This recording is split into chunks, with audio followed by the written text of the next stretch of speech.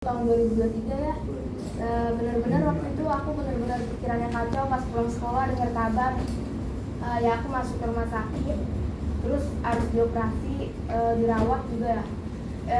Benar-benar aku itu udah menyerah sama Tuhan, ya Tuhan nggak apa-apa ya Tuhan, saya kasihan lihat ayah saya di sini selang. Terus tiba-tiba pas malam-malam saya pulang ke rumah, saya udah benar-benar pikiran saya kacau.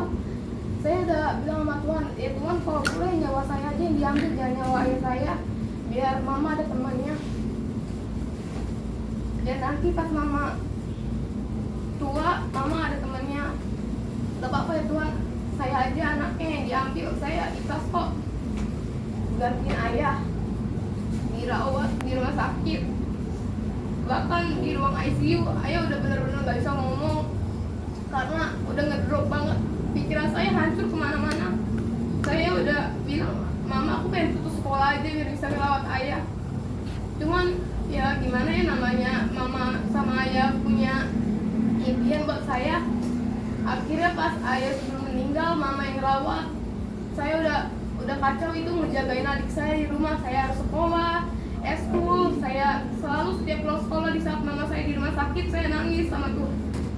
Kenapa di saat saya udah mencoba untuk memperbaiki diri saya, Tuhan, Engkau cobain lagi saya dengan membuat ayah saya sakit di ruang ICU, dirawat.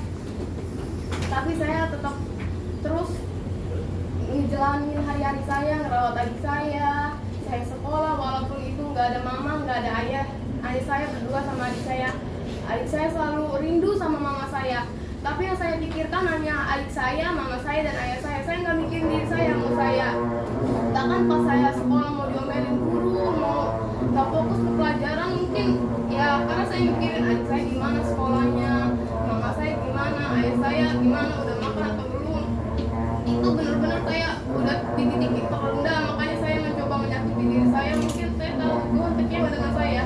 Kenapa di saat saya memberikan kamu ujian, kenapa kamu sudah memikirkan ingin pergi bersama saya, bahkan saya belum mengambil nyawa kamu. Mungkin saya berpikir Tuhan kecewa dengan diri saya karena saya benar-benar udah putus harapan.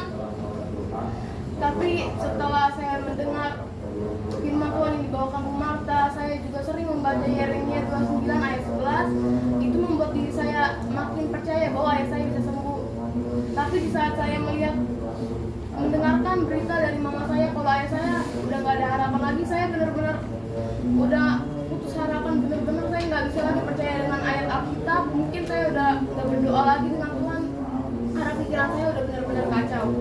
Tetapi di saat saya mendengarkan ayah saya udah nggak ada, saya benar-benar memang kecewa dengan diri saya kecewa dengan Tuhan. Kenapa saat saya sudah berdoa, ya Tuhan, kamu tidak mendengarkan doa saya dengan menyembuhkan ayah saya, tetapi kamu mengambil dia? Kan saya sudah berdoa bahwa saya saja yang diambil, kenapa harus saya kasihan dengan mama saya hidup sendiri, gak ada yang nemani.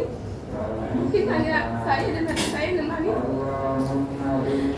Cuma di saat tahun 2024 ini saya makin kesini makin sudah berhenti, mungkin udah berhenti menyakiti diri saya udah berani untuk berbicara di depan umum seperti ini. Saya kesaksian, padahal dulu benar-benar mama saya ngejatuhin saya, kamu gak akan bisa menjadi dokter, kamu gak akan bisa jadi guru, karena cita-cita saya adalah menjadi guru. Tetapi mama saya dan ayah saya, sebelum ayah saya meninggal, dia sudah menitipkan salam kepada mama saya bahwa anak pertama kita harus menjadi dokter.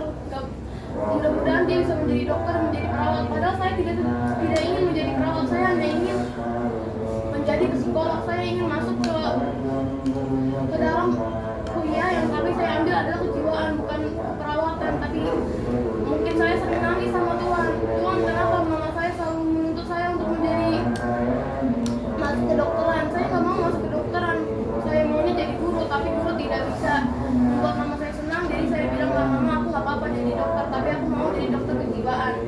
Tapi mama saya nggak mau. Mungkin kalau misalkan adik saya atau yang lain bertanya kenapa saya ingin mau jadi dokter kejiwaan, karena dulu sebelum ayah saya dikabarkan sakit di rumah sakit, teman-teman saya yang mempunyai masalah mungkin sering cerita sama saya selalu ingin mengerti masalah mereka semua. Tapi setelah mendapatkan teman, satu teman selalu bilang kepada saya, kamu jangan pernah mendengarkan masalah orang lain, kamu selalu ingin mengerti masalah orang lain, tapi kamu gak pernah mengerti diri kamu, sampai kamu menyakiti diri kamu sendiri, sampai kamu benar-benar udah stres, kamu mau bunuh diri, padahal kamu sendiri selalu nyemangatin teman-teman kamu yang lagi susah, mungkin dalam pelajaran atau susah ingin menyerah, tapi kamu semangatin diri mereka, tapi kamu gak pernah sama sekali nyemangatin diri kamu sendiri. Bahkan di saat mama kamu sudah selalu menuntut kamu, menjatuhkan mental kamu, seperti kamu gak akan bisa menjadi anak yang pintar di sekolah. Dulu waktu SD saya gak pernah punya teman sama sekali, mungkin teman saya hanya 3 orang atau 5 orang. Tapi di saat SMP saya ingin sekali membuktikan kepada mama saya, mama aku bisa punya teman dari kelas 7 sampai kelas 9, mama. Aku pengen bisa buka suara di depan publik, depan teman-teman aku, bisa maju ke depan kelas untuk mempresentasikan atau kesaksian atau membawakan pujian, bahkan membawakan firman yang benar-benar lancar, walaupun saya sering ngomong kadang-kadang ribet ya, karena saya benar-benar tak percaya diri.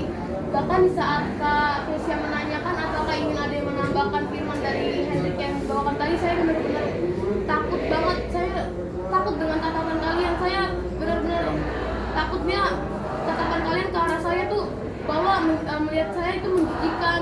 Jadi saya selalu takut, tapi bahwa pas saya mendengarkan firman Tuhan yang dibawakan oleh Marta, tiba-tiba seperti Tuhan tuh ada di dalam diri kamu, maupun kamu kecewa atau apa. Jadi saya berani kesaksian karena tahun 2023 itu benar-benar berat bagi saya. Mungkin tahun sebelumnya memang berat, tapi saya tidak pernah menyakiti diri saya sendiri. Saya tetap percaya kepada Tuhan, bahkan saya tidak pernah mengatakan bahwa saya ingin mengikut Tuhan.